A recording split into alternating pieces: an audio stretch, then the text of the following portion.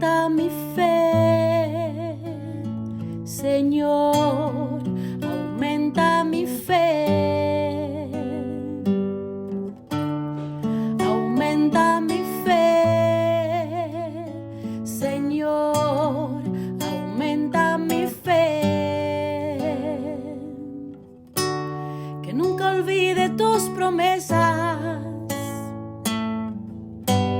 que nunca olvide tus palabras, que Él lo crea, que no lo dude jamás. Tu palabra me dice, todo el que pide se le dará, y el que toque a la puerta se le abrirá. Todo es posible, todo es posible para ti, Señor. Aumenta mi fe, Señor, aumenta mi fe, aumenta mi fe, Señor, aumenta mi fe, aumenta mi fe, aumenta mi fe, aumenta mi fe, aumenta mi fe, aumenta mi fe, aumenta mi fe, aumenta mi fe, aumenta mi fe, Señor.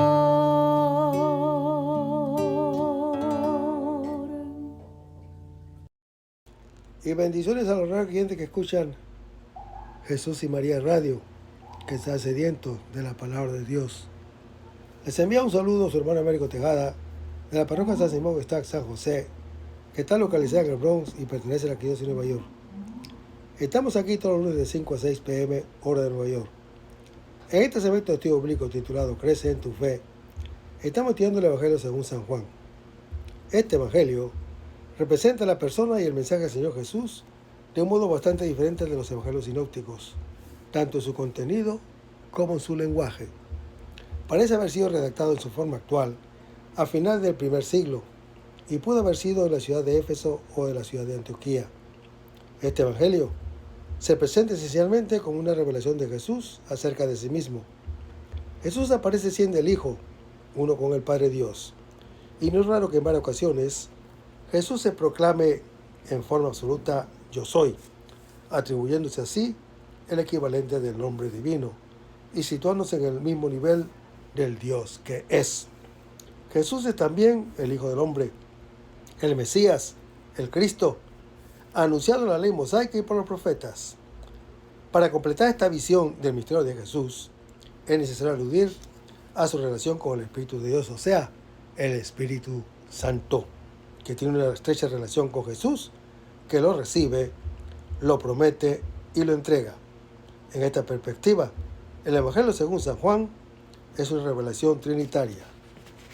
Estamos en el capítulo 11 del Evangelio según San Juan, que habla de la resurrección de Lázaro. Pero antes vamos a comenzar con una oración y lo hacemos en el nombre del Padre, del Hijo y del Espíritu Santo. Señor, que todo lo que hagamos este día inicie con tu bendición y termine con tu ayuda. Que todo lo que digamos este día sea motivado por tu amor e inspirado por tu gracia. Que nuestras obras de este día reciban tu inspiración y perduren en tu paz. Todas estas cosas, Padre Celestial, te las pedimos en el dulce y poderoso nombre de tu Hijo Jesús, que vive y reina en uno del Espíritu Santo, que eres Dios, por los siglos de los siglos. Amén. Los créditos de estudio público son dados al Padre Silvano Fausti, a la Biblia de Jerusalén y a la hermana Evelyn Morán y su ministerio de música.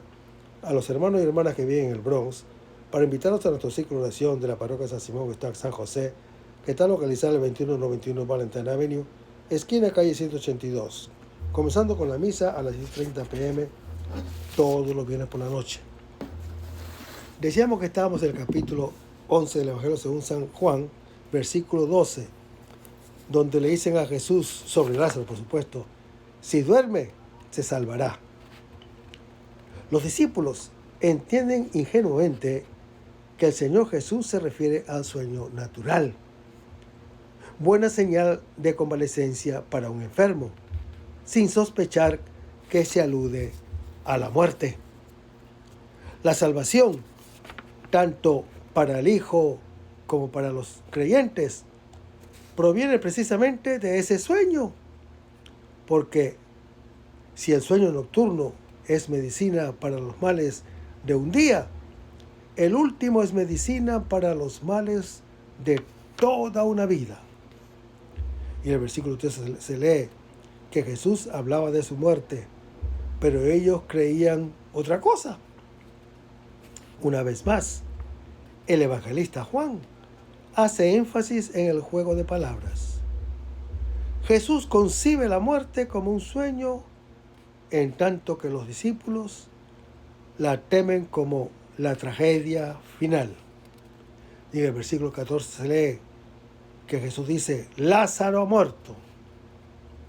El Señor Jesús ha dado tiempo para que Lázaro muera. Habiendo hablado antes de sueño y de despertar, ahora aclara el equívoco. El sueño de que hablaba era la muerte, de la que se propone ahora despertarlo, para revelar la gloria de Dios. La Biblia menciona 7 retornos a la vida después de la muerte, 2 en el Antiguo Testamento y 5 en el Nuevo Testamento. Veamos. Los hijos de la viuda, en 1 Reyes capítulo 17, y de la tsunamita, en 2 Reyes capítulo 4, que son resucitados por los profetas Elías y Eliseo, respectivamente. La hija de Jairo, en Marcos capítulo 5. El hijo de la viuda de Naín, en Lucas capítulo 7. Y Lázaro, en Juan capítulo 11. Son resucitados por Jesús. Tabita, en Hechos capítulo 9, y Eutico, en Hechos capítulo 20, resucitados en su orden por los apóstoles, por Pedro y por Pablo. En el versículo 5 se lee: me alegro por ustedes. Cuando el Señor Jesús dice a sus discípulos que se alegra por ellos, de no haber estado junto a su amigo Lázaro en el momento de su muerte para curarlo, nos suena como algo extravagante, por decir lo menos, o francamente absurdo. Y Jesús dice: para que crean. La resurrección de Lázaro será para los discípulos el signo que les llevará a creer en el Señor Jesús como resurrección y vida de todo creyente. Vayamos a donde Él, dice la Escritura. El Señor Jesús convida a sus discípulos a visitar a Lázaro, no importando el hecho de que esté muerto, separado de todos, que ya no sea amigo de nadie. El Señor sigue siendo su amigo y va a su encuentro. La decisión de ir hacia el amigo se corresponde con su determinación de ir hacia su propia muerte. Decisión que conjuga en su espíritu el deseo y la angustia, como está en Juan capítulo 12, Lucas capítulo 12. Y en el versículo 16, Tomás, llamado el mellizo, dijo: vayamos también nosotros a morir con él. El apóstol Tomás, a quien se apoda el mellizo, es el otro de Jesús, dispuesto a morir, no por él, como Pedro en Juan capítulo 13, sino con él. Lo que Tomás no sabe todavía es que para Jesús el morir es un dar la vida en favor de los creyentes para recibirla de nuevo. Termina aquí la conversación de Jesús con sus discípulos, que en adelante permanecerán detrás del telón, siendo reemplazados por Marta, María y Lázaro. Y en el versículo 17 se lee: al llegar Jesús se encontró Hermanos, el Señor Jesús encuentra a su amigo Lázaro que ya está muerto. Si al principio el discípulo llega a Jesús gracias a la invitación del otro que lo ha encontrado primero, como está en Juan capítulo 1, al final es encontrado directamente por el Señor, que lo llama a salir del sepulcro. Es la llamada definitiva del buen pastor que nos llama por nuestro propio nombre. Y dice la Escritura que hacía 4 días que estaba en el sepulcro. Se consideraba que después de 3 días la muerte era definitiva, aunque al cuarto comienza, o porque al cuarto comienza la descomposición. El número 4 indica también totalidad. 4 son los elementos, 4 las direcciones. Toda realidad, todas las direcciones confluyen en la muerte. Y en el versículo 18 se lee que Betania está cerca de Jerusalén.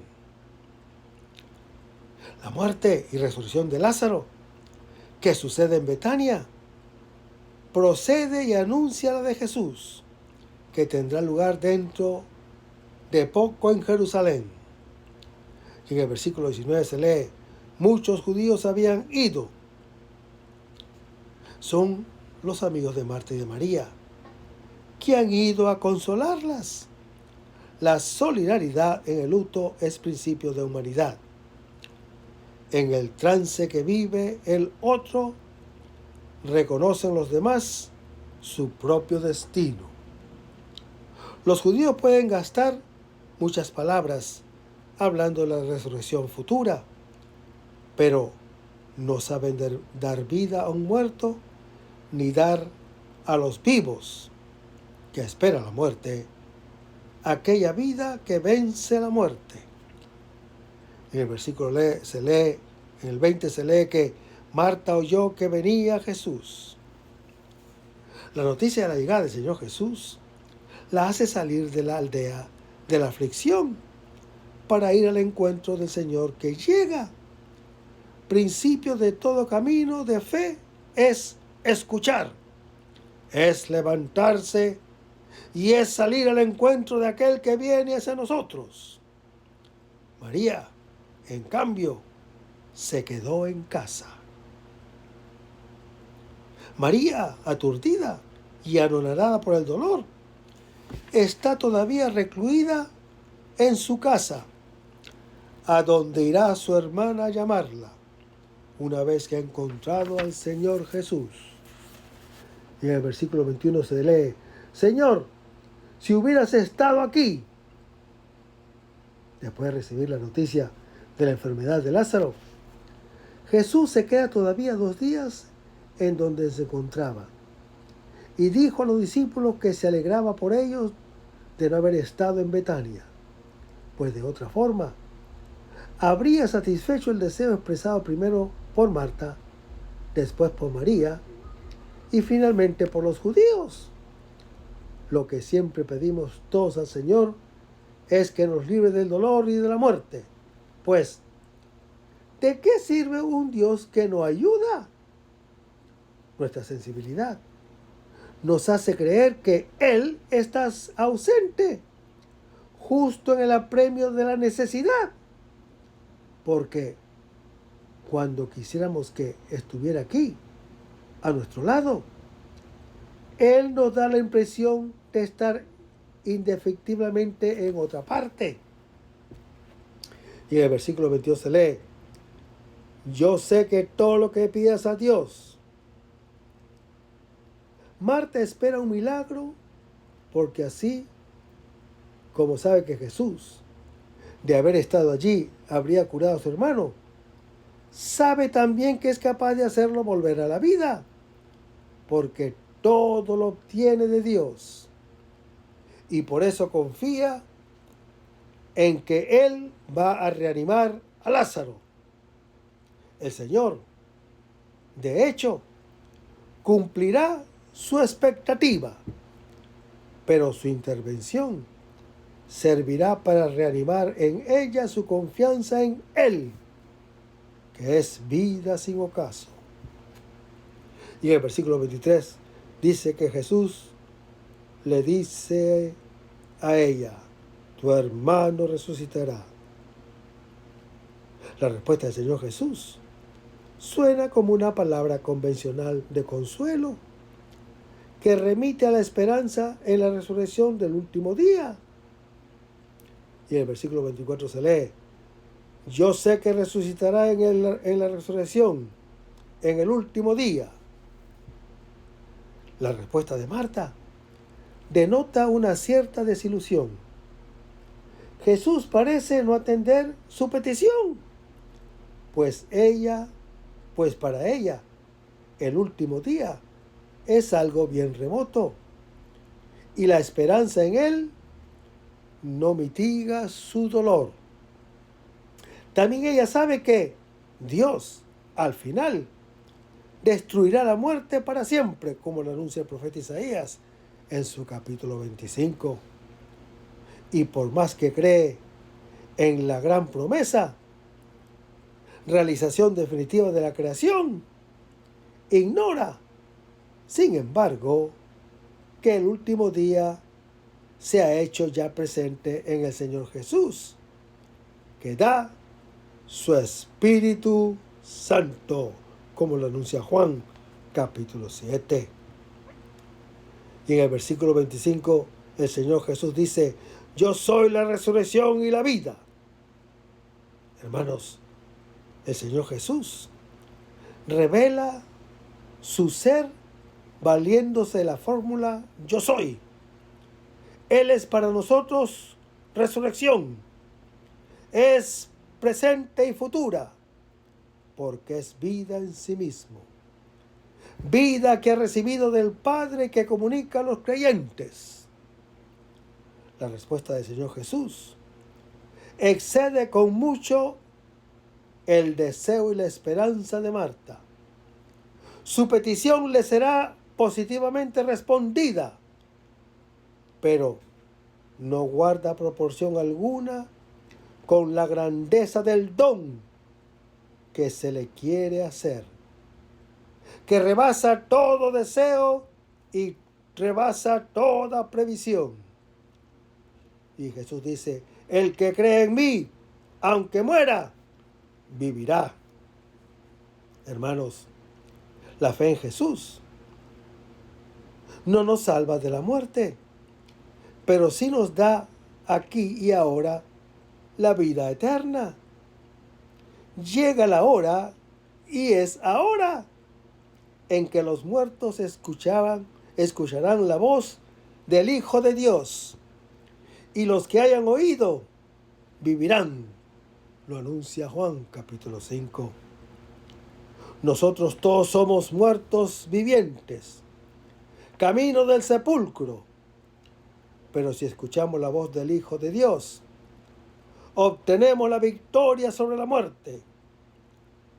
Pues quien escucha mi palabra y cree al que me envió, tiene vida eterna y no va a juicio, sino que ha pasado de la muerte a la vida. Lo anuncia Juan capítulo 5. Hermanos, escuchar su palabra significa amar a los creyentes. Este es su mandamiento, lo anuncia Juan capítulo 13, que hace pasar de la muerte a la vida. En efecto, hermano que me escuchas, el que ama no permanece en la muerte, lo anuncia 1 Juan capítulo 3, sino en Dios, que es amor, lo anuncia 1 Juan capítulo 4. Creer en Él es ya vivir más allá de la muerte. Se muere físicamente, pero se vivirá en Él aquella vida en el amor que comienza ahora y se manifestará sin velos en el último día. Y en el versículo 26 se lee: todo el que vive y cree en mí no morirá para siempre. Hermanos, el Señor Jesús ofrece la posibilidad de vivir en Él, porque la fe nos hace habitar en Él como Él en nosotros. Nos hace vivir de Él, que es pan de vida, como lo anuncia Juan, capítulo 6. El que vive y cree en el Hijo de Dios, aunque muera, no morirá para siempre. La muerte para él no será un cerrar, sino un abrir los ojos sobre lo que ya posee en sí mismo, que es el amor del Padre y del Hijo.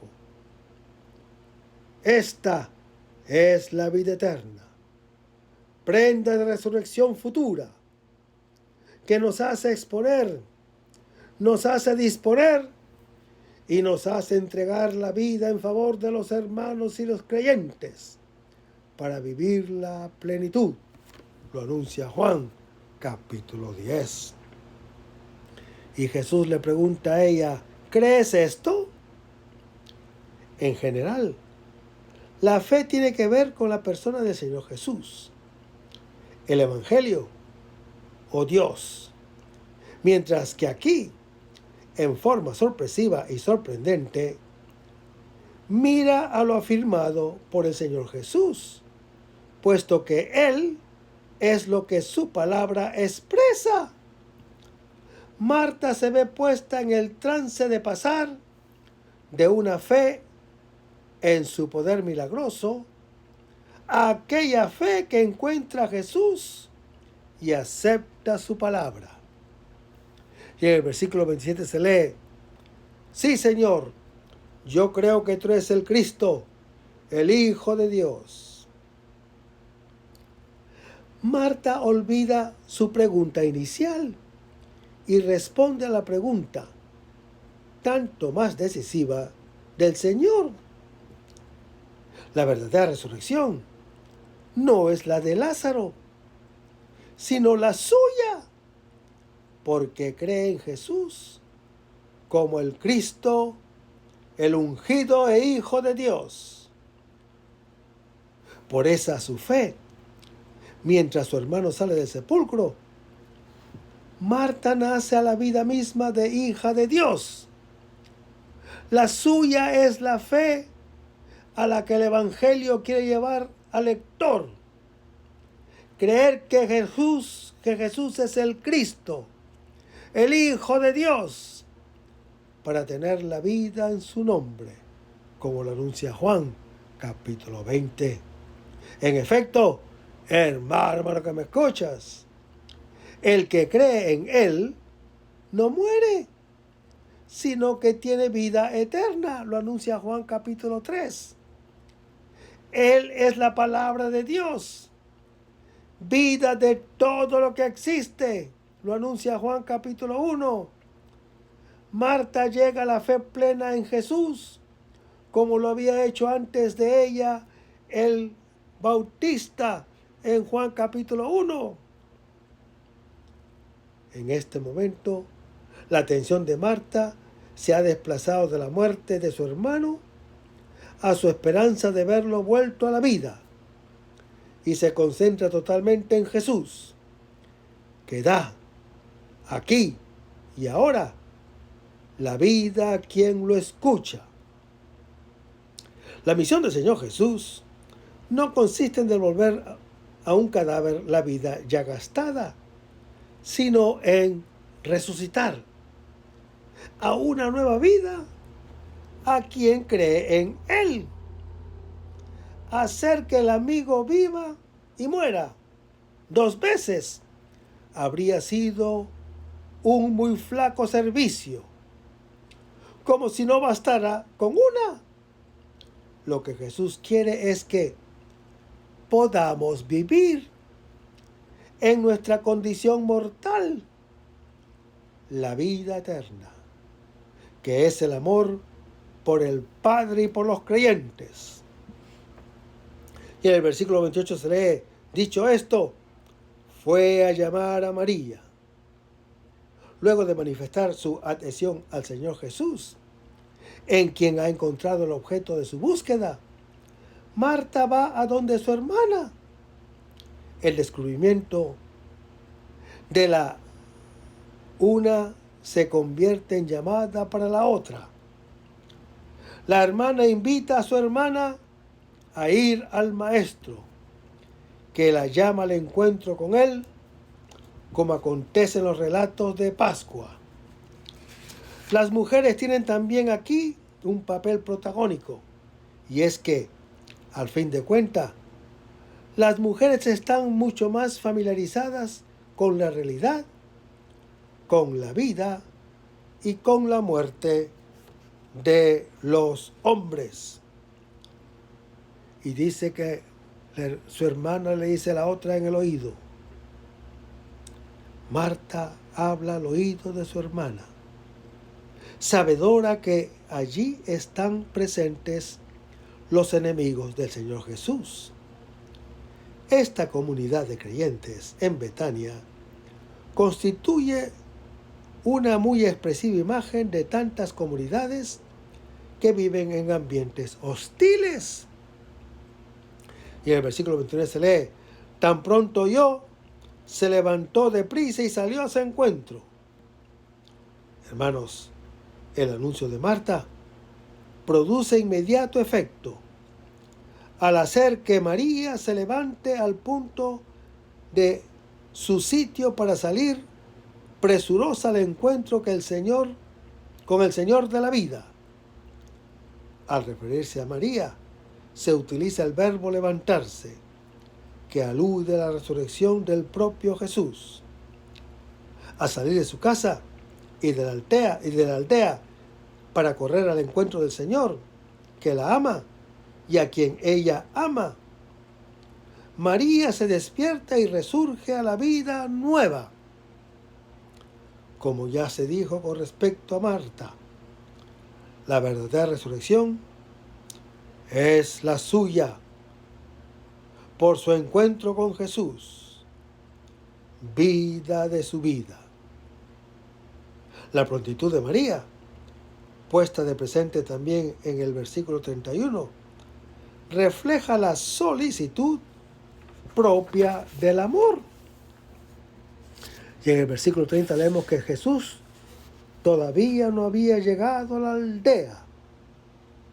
Hermanos, el evangelista Juan observa que el Señor Jesús aún no ha entrado en la aldea, porque a pesar de que es Él quien toma la iniciativa y nos sale al encuentro, espera con todo que nosotros acudamos al sitio donde se hace encontrar. El encuentro con María, hermano que me escuchas, se produce en el mismo lugar del encuentro con Marta, fuera del sitio en donde se celebra el luto. Si queremos encontrar la vida, todos tendremos que salir de la aldea y de la casa de la muerte. Y en el versículo 31 se lee, los judíos que estaban en la casa. Estos judíos que siguen los pasos de María, creyendo que se dirigía al sepulcro, se encuentran de frente con aquel que da la vida, porque también ellos están llamados a creer en Él para pasar de la muerte a la vida.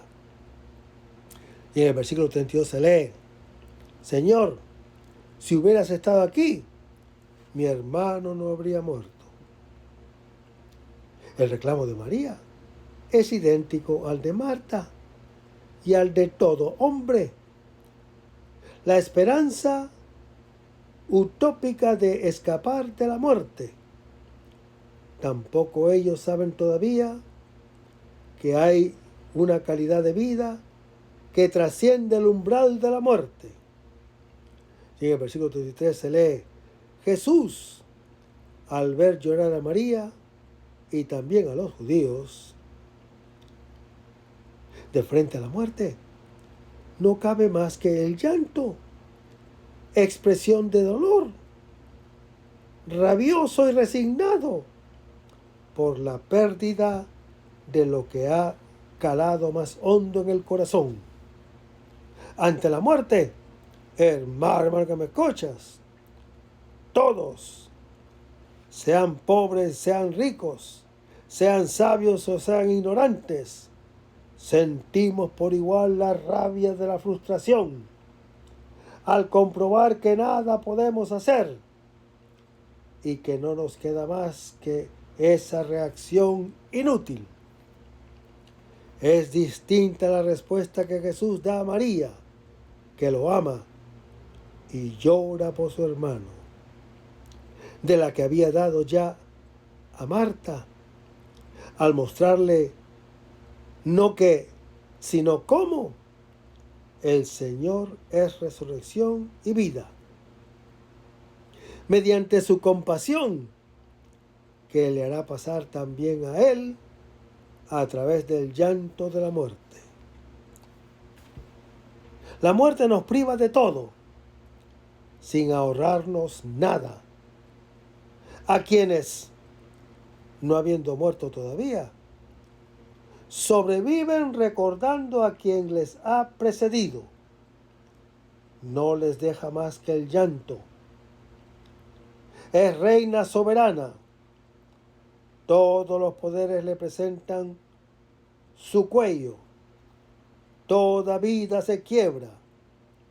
Es el salario del pecado, lo anuncia el apóstol Pablo en su epístola a los Romanos, capítulo 6. Su veneno, su aguijón, como lo anuncia 1 Corintios, capítulo 15. Sin el aguijón del pecado, la muerte no estaría emponzoñada y viviríamos nuestro final como el reencuentro con nuestro principio, el retorno al Padre Celestial, el encuentro total y definitivo con Él. Pero el pecado nos ha hecho rechazar nuestro principio y nuestro fin. Nos ha llevado a huir de Él, encerrándonos en nosotros mismos, en una desesperada intentona por salvarnos.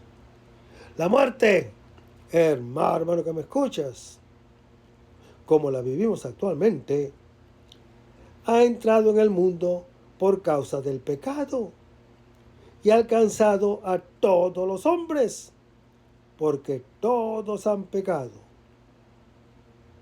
Lo anuncia Romanos capítulo 5. Y el pecado ha tenido la virtud de hacer que la nuestra sea una vida para la muerte. Y dice la Escritura que Jesús se estremeció en su espíritu y se turbó, como lo anuncia el Salmo 42. El verbo estremecerse significa literalmente resoplar o jadear. Expresión de indignación e ira. El Señor Jesús se estremece en su interior y se rebela contra el mal del hombre. Es la ira de Dios que interviene para salvarlo. Nuestro mal lo turba profundamente, más que si fuera el suyo.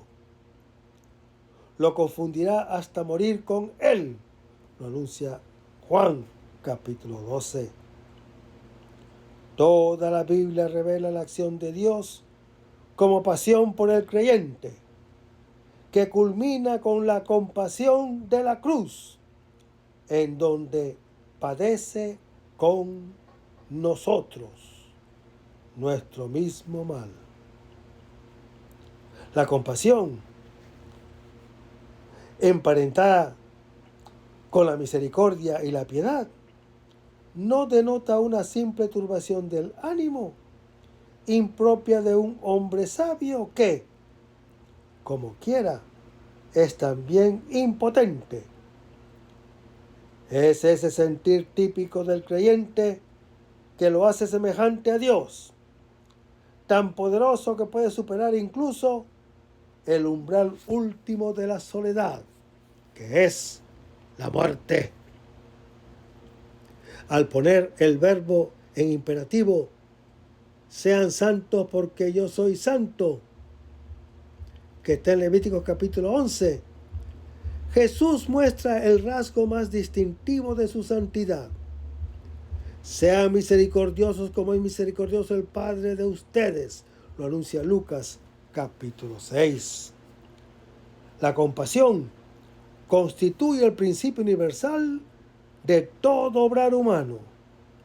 La acción que no hace de la compasión no es más que privación contra el otro.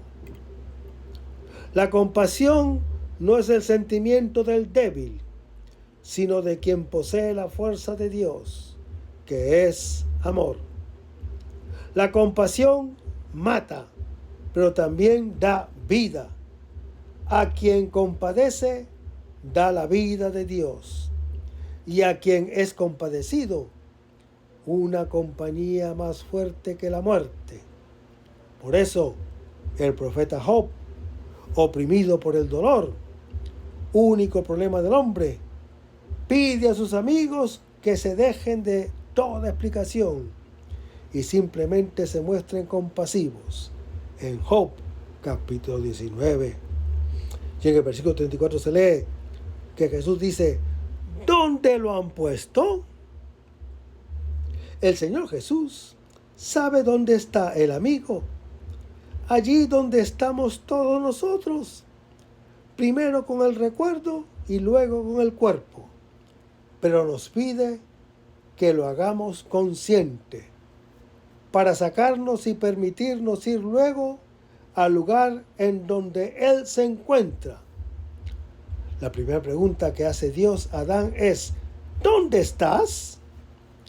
El camino de Dios, en su búsqueda del hombre, que comienza en el Edén, termina en el sepulcro, el lugar en donde nosotros los sobrevivientes hemos puesto a los difuntos, a la espera de vernos reunidos con ellos.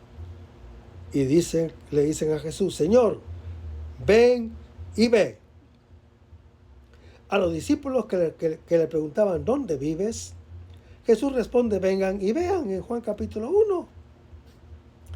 El Hijo de Dios que pregunta: ¿dónde han fijado su morada? Los hermanos responden: ven y ven.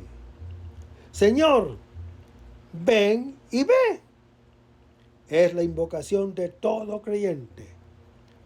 Rompe el cielo y desciende, lo dice Isaías capítulo 63. Desciende a nuestras tinieblas. Abre los ojos. Mira nuestra miseria y ven a salvarnos. Y en el versículo 35 se lee: Jesús derramó lágrimas. Mientras los demás lloran ruidosamente, el Señor Jesús derrama lágrimas que no son expresión de su impotencia ante el dolor, sino manifestación del poder del amor. Es el llanto de Dios por el mal del hombre a quien ama. Y en el versículo 36 se lee que la gente decía, al ver a Jesús llorar, cómo lo amaba. Precisamente porque lo amaba y lo ama todavía, brotan de él lágrimas de compasión para padecer el mal del amigo muerto. El que tenga sed, venga a mí y beba, dice el Señor Jesús en Juan capítulo 7. Los sedientos de vida pueden abrevar en esta fuente de los ojos de aquel que es la luz del mundo. Brota el agua que nos hace llegar a la luz. Su amor los llevará a venir a ver dónde estamos, hasta compartir nuestra suerte. Entonces, de su corazón brotará para nosotros el manantial de vida, así como su sed, como está en Juan capítulo 4, extinguirá toda nuestra sed. Sus lágrimas enjugarán todas nuestras lágrimas, que fecundarán la tierra y harán germinar la semilla escondida. Lázaro mismo se levantará del suelo, primer brote de una mies arrasada por sus hermanos. Y el versículo 37 se lee que la gente decía, ¿no podía este que abrió los ojos del ciego? El velado reproche de los judíos pone en relación la resurrección de Lázaro con el milagro del ciego. La verdadera iluminación se da frente a la confusión que la muerte provoca. Lo que la gente esperaba de Jesús era simplemente que aplazara a Lázaro la suerte común, obsesiva ilusión del hombre. El Señor Jesús, en cambio, realiza el inesperado prodigio de abrirnos los ojos para que podamos mirar la muerte a la cara, para librarnos del miedo que ella infunde y que con él nos mantiene esclavizados. Ella no es el final, sino el fin de la vida. No es la oscuridad de la nada, sino la luz de la gloria. No es la separación de todo, sino el encuentro con el Padre de todos. Esta iluminación es la vida eterna que el escuchar al Hijo de Dios nos depara. La experiencia de Lázaro es un signo de la experiencia que vive quien presta oídos a la palabra del Señor Jesús. Yo soy la resurrección y la vida. Quien cree en mí, aunque haya muerto, vivirá. Y todo el que cree y vive en mí, no morirá para siempre. Hermanos, el paso de la muerte a la vida es lo que ocurre a Marta al decir, yo creo que tú eres el Cristo, el Hijo de Dios. Y es lo que sucede a María, que se levanta para correr hacia Jesús. Esta fe en Él es la vida eterna, como lo anuncia Juan capítulo 20. Y en el versículo 38 se lee que Jesús, estremeciéndose nuevamente, fue al sepulcro. Hermanos, el camino del Señor Jesús, que se dirige al lugar en donde han puesto a su amigo Lázaro, está descrito en la doble mención de su estremecimiento interior. Aquí, en el sepulcro, final del camino del hombre, cesa toda huida de Dios. Aquí arriba, también el fatigoso camino del Hijo de Dios en busca de sus hermanos será la fatiga de la hora sexta, la de la cruz, como lo anuncia Juan, capítulo 19. De la conversación con las mujeres, se pasa la interpelación a Lázaro. La enérgica voz del Hijo de Dios hará salir del sepulcro al hermano muerto, que se convertirá en gloria de Dios a causa de su glorificación en la cruz. Era una gruta, dice la Escritura. Hermanos, este sepulcro es una gruta, una cavidad de la madre tierra, como vientre de vida convertido en fosa de muerte, boca que devora a los hijos que han engendrado. La matriarca Sara fue sepultada en la gruta de Macpela, primer trozo de la tierra prometida, como está en Génesis capítulo 23. Y después de ella, los patriarcas Abraham, Isaac y Jacob. En esa gruta reposan los padres que han dado origen al pueblo, porque el que muere se reúne con sus padres muertos. Y dice la Escritura que una piedra que cubría la tumba. Hermanos, esta piedra representa el principio de toda separación. Distingue la vida de la muerte. Ella cierra la gruta y pone un sello a las tinieblas que hay en su seno, haciendo de la cueva el monumento, memoria fundamental, removida pero visible, del hombre. El hombre es humus, que significa tierra. Es humano, porque sabe que es humano destinado a ser inhumano, puesto bajo tierra.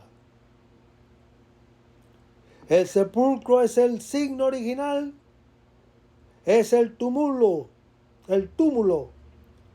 una tumefacción de la tierra que señala lo que queda de un cuerpo humano, signo que está en el origen de toda posibilidad de significado. En griego, la palabra soma significa cuerpo. Remite a sema, que significa túmulo, que significa signo. El hombre, cuerpo significante, aparece por un breve tiempo en la tierra para retornar a ella. Su existencia es un breve recuerdo de muerte, entregado al sepulcro que bien pronto lo devora. Y en el versículo 39 se lee que Jesús dice: ¡quiten la piedra! Es el mandato conciso de Jesús. El Hijo de Dios ha venido a remover aquella piedra que separa a los hermanos de la vida, y que en su resurrección rodará definitivamente, por enorme y pesada que sea. Lo anuncia Marcos capítulo 16. Tan gigantesca que pesa sobre todos.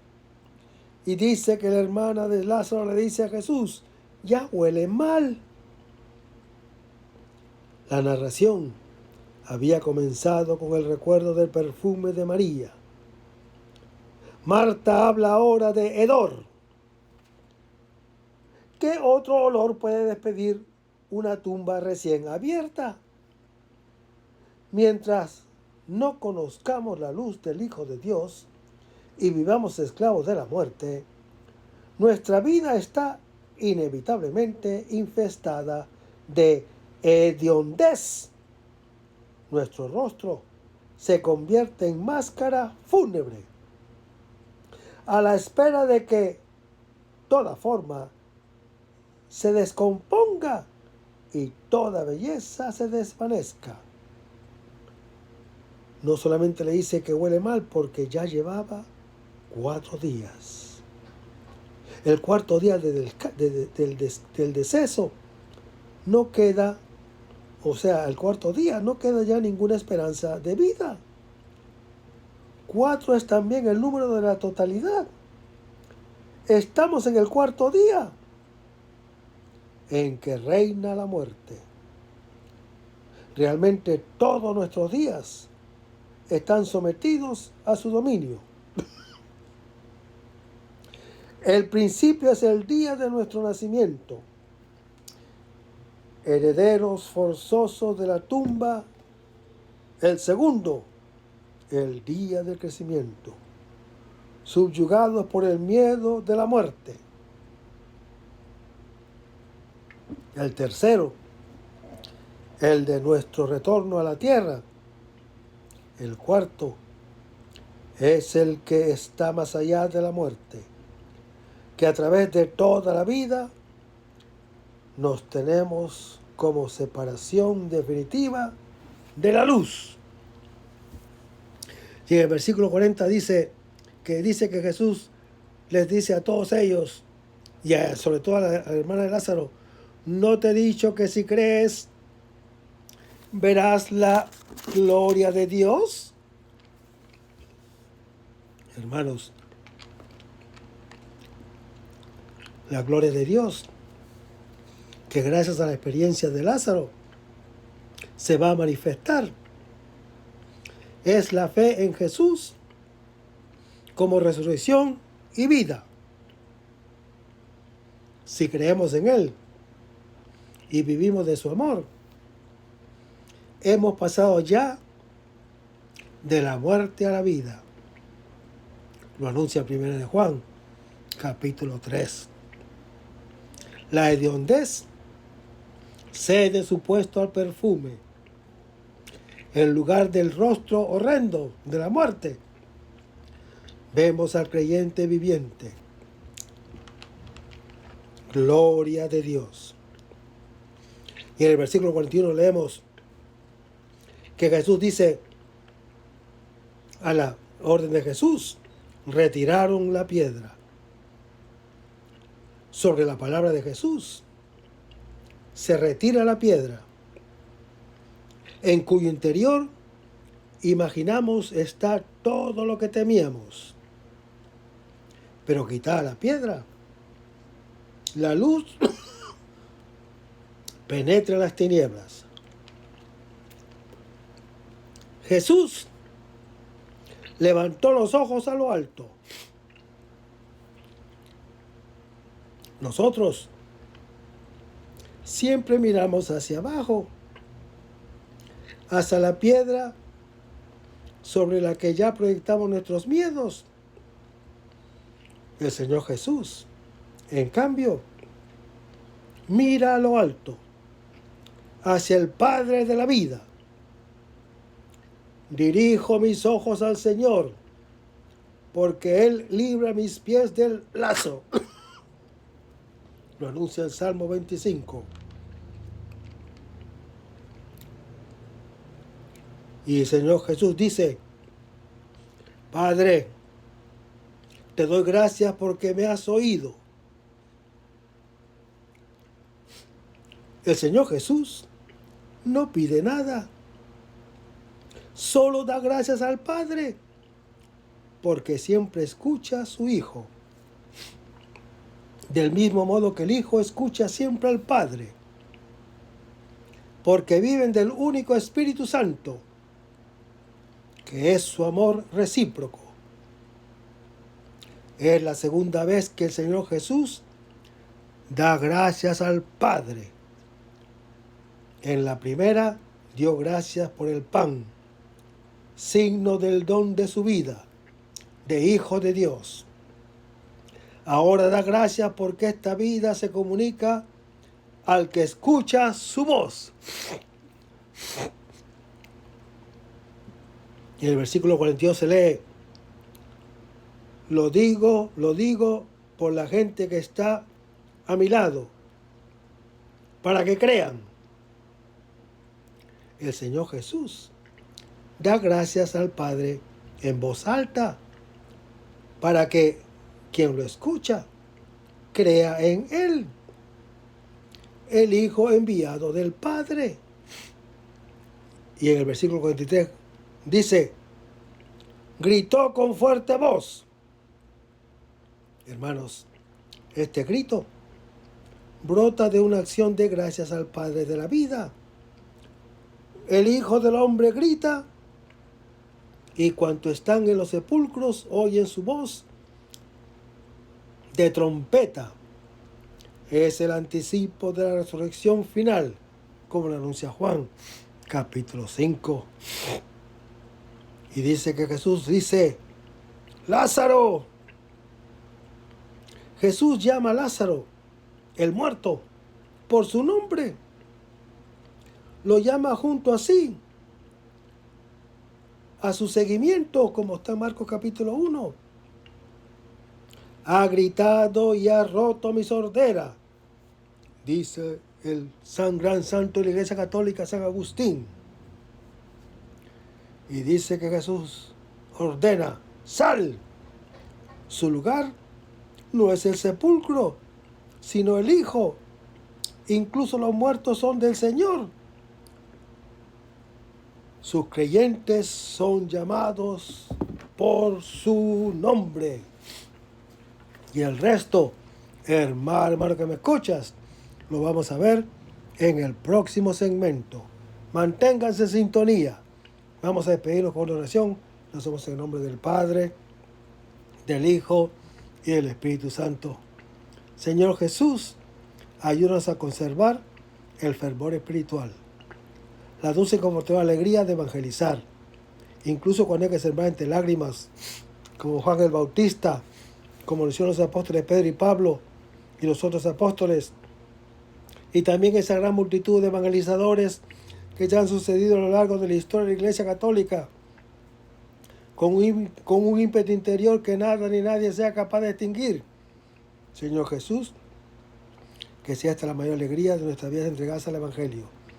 Y ojalá que el mundo actual pueda así recibir la buena nueva de tu Evangelio, porque tenemos la tarea de anunciar el reino de Dios y de implantar tu iglesia en este mundo que todavía no te conocen. Todas estas cosas, Padre Celestial, te las pedimos en el dulce y poderoso nombre de tu Hijo Jesús, que vive en uno del Espíritu Santo, quien es Dios, por los siglos de los siglos. Amén. Hasta el próximo segmento. Que el Señor nos bendiga.